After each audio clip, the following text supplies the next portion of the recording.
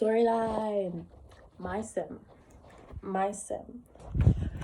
My sim is a painter. My sim is a painter, and I'm going to show you all of her works now because they're beautiful. They're beautiful. I like to paint from reference, although we have had quite a few pop art masterpieces. So, anyway, this is our. No, the voiceover can take over at this point. Take it away. So this is Nia Rockwell. She lives in Solani, and it's a gorgeous, gorgeous world to play in. Like, I love painting hair. We met a dolphin, but the dolphin didn't like us, so it swam away. But we love painting. We love painting here. It's absolutely gorgeous, especially with the reference feature to actually capture a photo.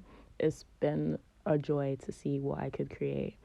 I love the island. We live by the beach. It's so fun. We made friends with this girl. We went to the art gallery with her. It was fun. We also made friends with Oliana. She's been fun, but she comes up later.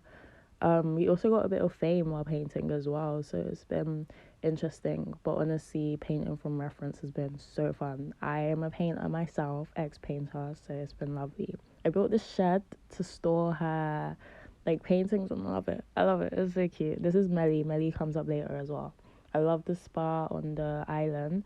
Oh my gosh, the pictures are going too fast. The pictures are going too fast. I got my nose did. No, I got my toes did. I got my nails did. And then I had a party. I love having parties. I love the chairs that aren't really chairs. I took some like paintings from references from the party, and they ended up being my favorite paintings. I love it. I love it. I love this one too.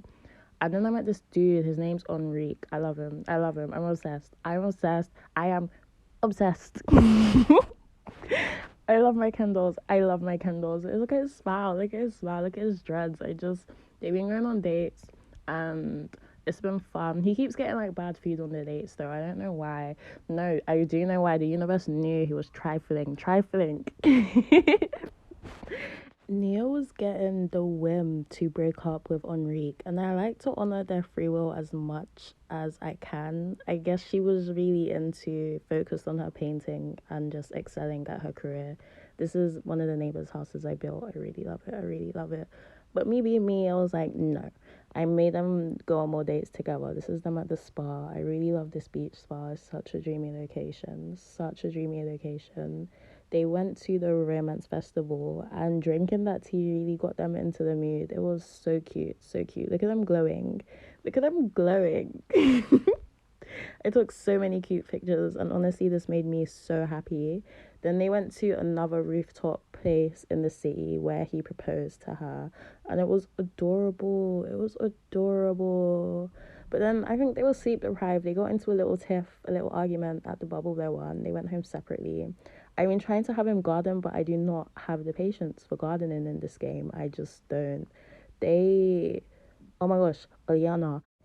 Let me tell you about Eliana. I don't know why, but Enrique kept on getting the whim to kiss Oliana. And then at the chess table, Nia autonomously flirted with Oliana, and they had like a decent romance bar going on. And then Enrique got mad, so I had him retaliate. But I had installed Wicked Whims by this point, and Melly was declining all of our advances. Like, she didn't respond well to our bold pickup line and do you like what you see? But then when we went to go have self woohoo, she joined in, and then she's a wee bit pregnant, just a tad. I was checking the memories tab and I saw impregnated, and I checked MCC and it said first trimester, one male. So I guess we're gonna roll with it. We're gonna roll with it. I added a bit more furniture indoors to make it more gathering friendly, and then I had like an engagement like gathering. I didn't do like a party, I did two groups. Oh my gosh, shout out to Granny's cookbook. I've been having a blast with these new recipes added to my game. I had two clubs, a guys club for Enrique and a girls club for Nia, to accommodate the new dynamic with Nia having a relationship with Oliana and Enrique being Enrique. We downloaded the open relationship mod, But every time Nia wanted to add someone to the relationship, Enrique would be like, I'm uncomfortable. And every time Enrique would add someone to the relationship, Nia would be like, sure. So I was just like, we're not having this anymore. We are not. And I broke off the engagement. And now they're not together anymore. And I had to stop playing for a while because I just want to get married. I just want to get married. And now my fantasy is broken. But I think I'm going to have Nia move in with Melly because they were friends before Enrique. So, and she has a really nice studio with a really nice art space. So I'm thinking to have them repair their relationship as the pregnancy gets to full term, and then maybe a shared custody thing, and we'll see if Nia and Enrique want to work things out. It's unorthodox, but it's fun, it's unexpected, it's keeping me interested. I like it. Besides, I haven't had a chance to play with the infant update, and I didn't know if I wanted Nia to get pregnant yet, especially with the fame stuff. But I just want to say the fame in The Sims 4 is beyond lackluster. This is supposed to be the hottest spot in town, and what?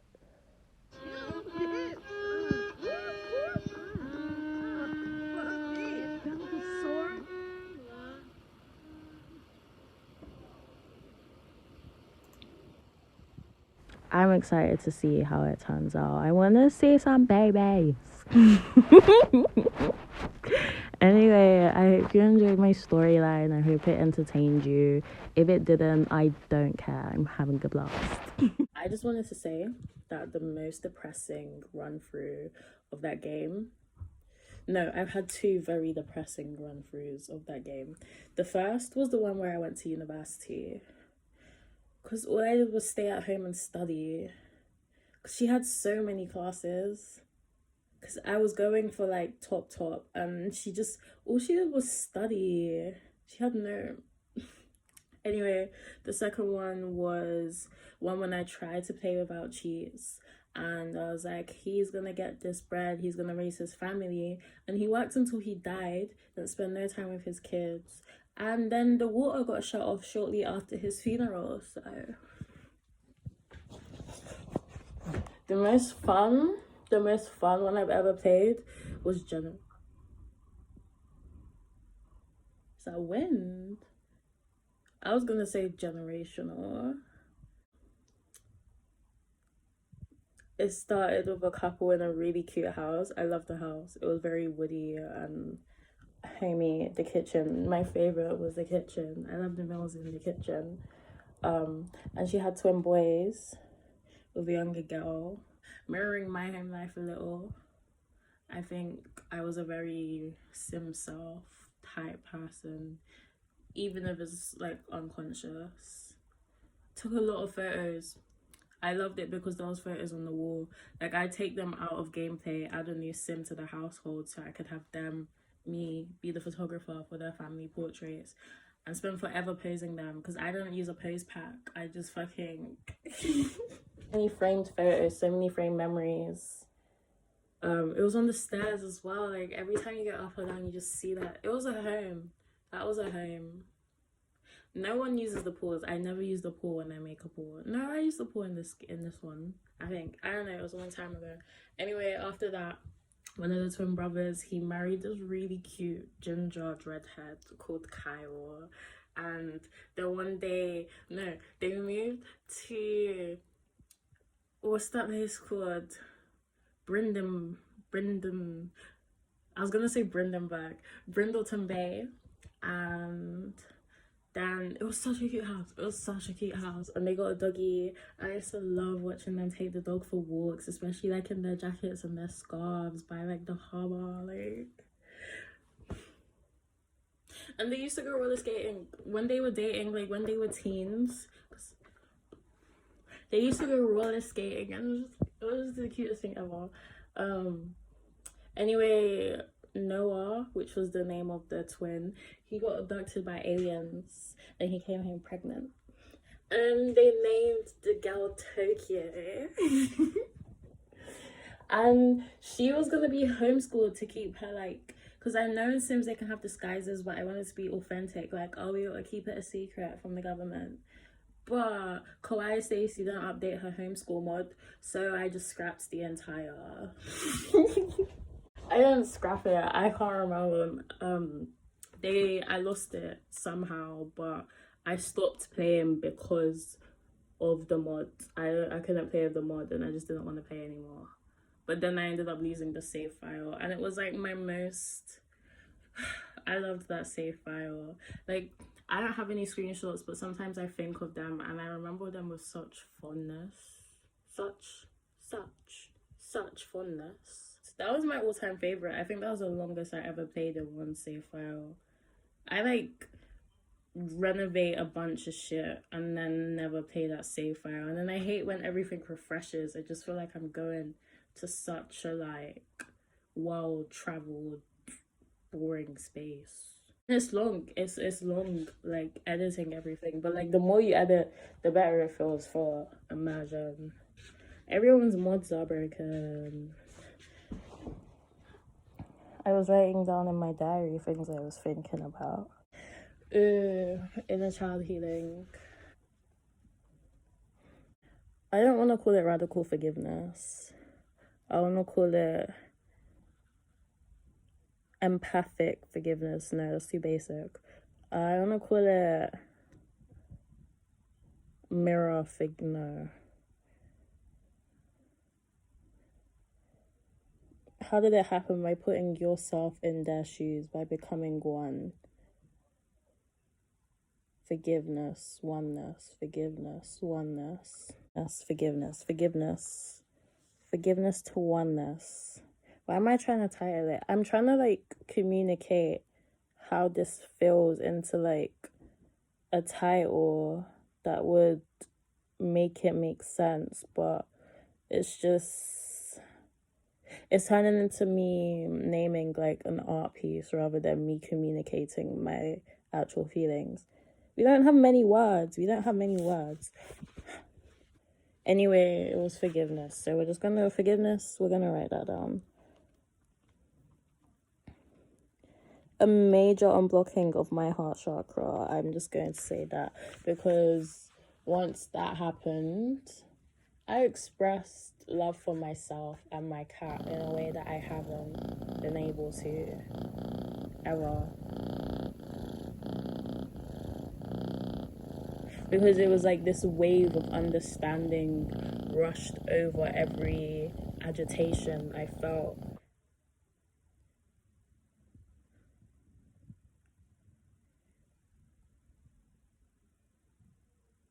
It's hard to lead with your heart when you're in survival. So coming out of that into thriving. Because I had a destination addiction. Once I have this, once I'm here, once I'm that, then I'll be happy. But now that I have what I've asked for, because this is what me in my like mother's home was asking for. I don't want to say that word. This is what a younger me was asking for. A place of our own, a cat, food, art. And then along the way, things like tea, sewing that I used to do in after school club. Like, I have no choice but to give up that destination addiction because I'm being brought face to face with my manifestations now. And if there's still a low vibration, then it's me, not the environment, it's me.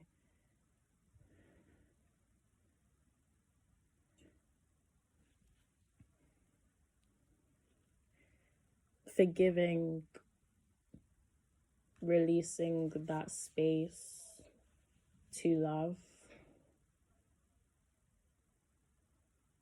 and that love for myself intertwining with my exit out of survival mode. Because you don't think with your, I said that, but we're circling back around because it's profound. You don't think with your heart when you're thinking for your literal survival. I wish I could have made that more poetic. Something, it deserves more beauty.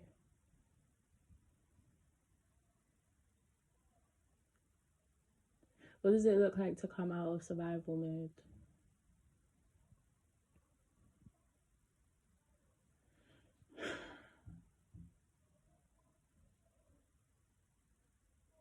To love, to create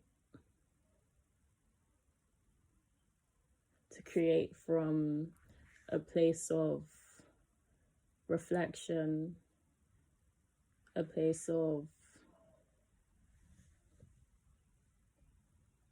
honesty, because resistance is a big part of my uncomfortability. But looking at what is there rather than trying to quiet it or push it to the back of the room, it works wonders for me. It's been working wonders for me. For example, my anxiety addiction. I grew up in a very anxious home. My brain is used to and dependent on those anxious hormones, chemicals, what you want to call it. So it finds things. My experience is like I'm a robot scanning to find things to feed that, finding ways to recreate that emotion. So now that my situation is changing, the things that I would have went to, one of them was money. But I want to change. I'm changing my relationship with money. I don't think of it so possessively. So it's not something that I'm mindful when directing anxious energy towards that area, and just trying to be like, it comes and it goes, like just let it flow. Contain it when it needs to be contained, but also release it.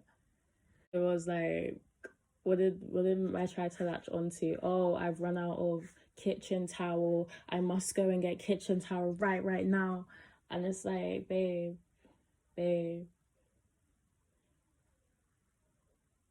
Like going to the grocery store is a constant for now.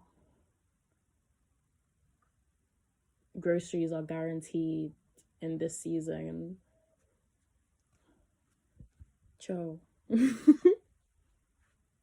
And then it went somewhere else that I didn't acknowledge was an area for my anxiety to feed off of. Like, it's actively creating that experience, because the way I perceived it was, oh, they do something or something happens that is like a trigger or a warning. But it's like, no, I'm actively waiting for material to feed, to push into that machine. No, factory. I want to like a cupcake maker. Drawing is going to be good for me because I'm going to get to communicate myself. I'm going to get to communicate myself in a way that I haven't before. Anyway, I'm actively finding materials, resources, so I can create that. Because on this journey of loving myself and finding peace within myself, I'm beginning to understand it's not that and it's not them. It's you. Like, they're fine, they're okay. It's you. There's nothing drastic happening there. Because it's like I love to raise the stakes. I love to raise the stakes and put pressure on myself that it has to happen now, speed of now, like it's urgent, or like, or even if it's just a subtle like creeping in. I'm doing that to myself because I need that because I'm comfortable in that. Okay, now we become aware of the habit. Now what? You respond to it in a loving manner. Understand where it comes from. Because another area that I had to catch myself is realizing how harshly I talk to myself. Like, I'll reenact it. You still haven't eaten. Is it laziness? Is it depression? Which is it? That's not the way to, like, why is that the way we get ourselves to eat? Like, let's say it is depression or laziness. Like, Shouldn't there be, though that is a low vibrational admission, but I think to get to a higher vibration, we should be soothed and comforted into that. That's how I went down. I'm gonna write inner love because I'm very familiar with the term inner child, so we're gonna write inner love.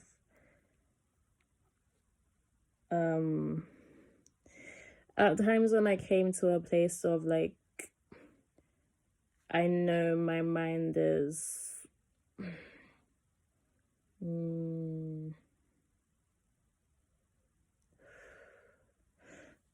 I can't communicate that, just peace. But like, I'm trying to write it down, so even communicating it to my future self it's a struggle. If you're not there, you can be there. If you're not there, you can be there. I'm gonna write that down.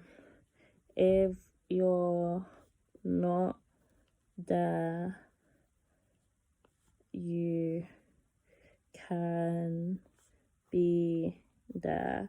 And I say this in terms of like vibration. I know that's lingo, but give me a second. Let me get into that. Let's understand why this is lingo. What we'd call daydream or fantasy or anxiety, your thoughts, where it's taking you, what it's gearing at. You're creating energy, and your brain doesn't always care for if it's physically happening or if it's just happening within the mind. Your body's still reacting in similar ways, like when you're reliving trauma but you're not there, or when you're so deep into your imagination that you can't help but carry on that feeling of joy or what you experienced there. If you're not there, you can be there. If you're not there, you can be there just at a place of peace. All it takes is a little bit of effort to realize that it's inside of you. It is you. It's your natural state. It's not about trying to acquire something, but just making space for what is.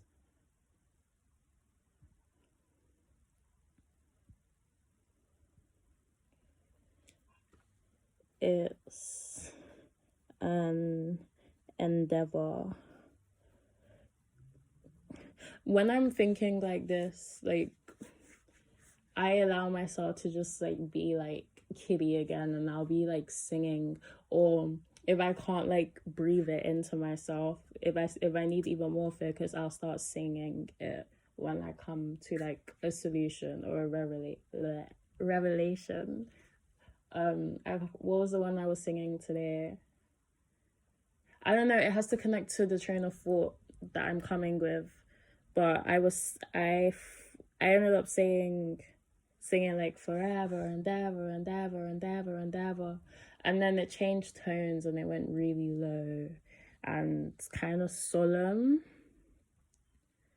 but then endeavor, I started to hear the word endeavor. It's an endeavor, and it's one of those words that you understand it but you don't know how to word the definition. But if I had to, it's an endeavor. Like, it's a try. We're going for it. Energy contracting and expanding. We're going for it. I live to tell my story.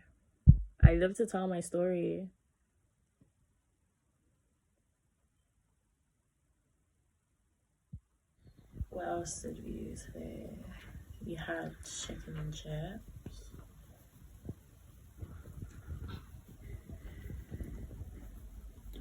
And it was like a rest day. I don't know what to put down for this day. Sometimes I skip days and then I just come back and write about like general reflection that doesn't like need a day. Because like, right, I did this and I did that. I look back and I'm like, I don't care what you ate. New York Times best-selling author. My diary, bitches. Read them and weep.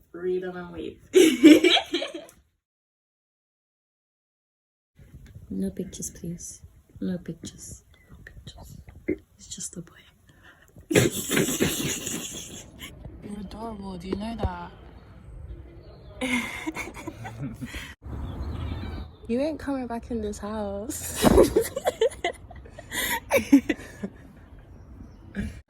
He's gonna get really fluffy. You think? Oh.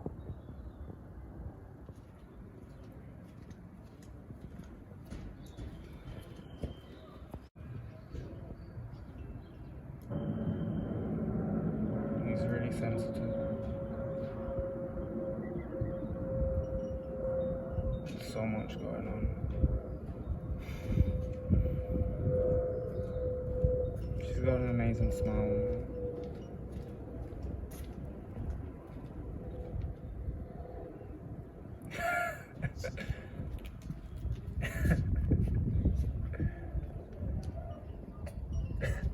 Fucking MJ.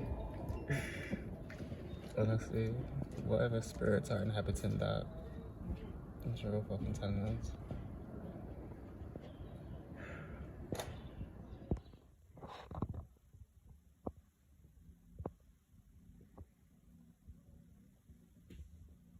He's so calm.